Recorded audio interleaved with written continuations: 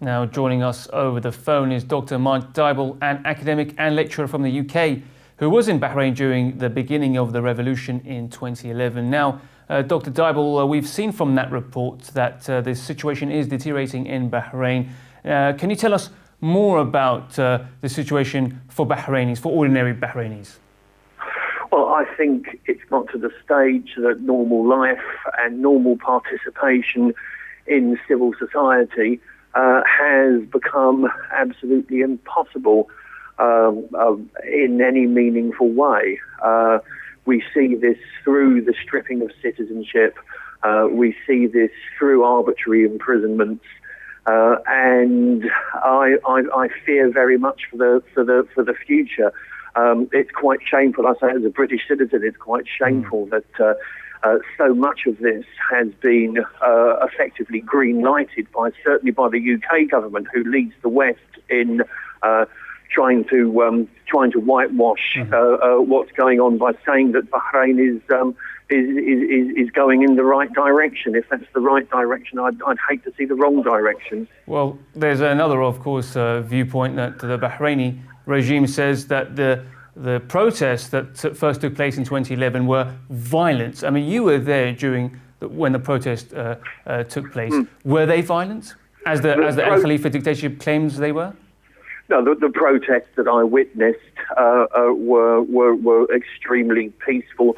As a percentage of population, I saw what were probably the largest of all the Arab uprisings in terms of participants as a percentage of population.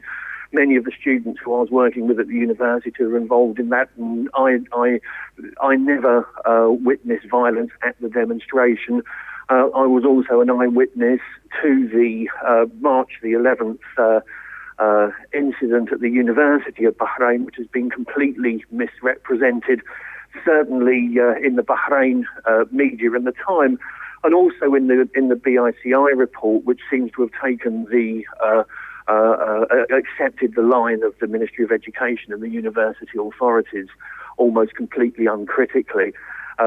Since then, perhaps we've seen some activities of what I describe as a defensive nature, but it seems to me that we have a situation of constant provocation from the security forces, or the so-called security forces. Well, Dr. Mike Diboll, I just want to ask you this question. I mean, you've also obviously criticised the Bahraini dictatorship, and how do they treat you? Are you allowed back into Bahrain? No, I'm not. At one point I was on an arrest list. I don't know if that's still the case. Quite what for, I don't know. As far as I'm aware, I'm not allowed to go back to Bahrain, and neither are any of my family, my wife, my son, including my 6-year-old daughter, who was born there. Okay, Dr. Mike Diboll, academic and lecturer, thank you very much for that analysis.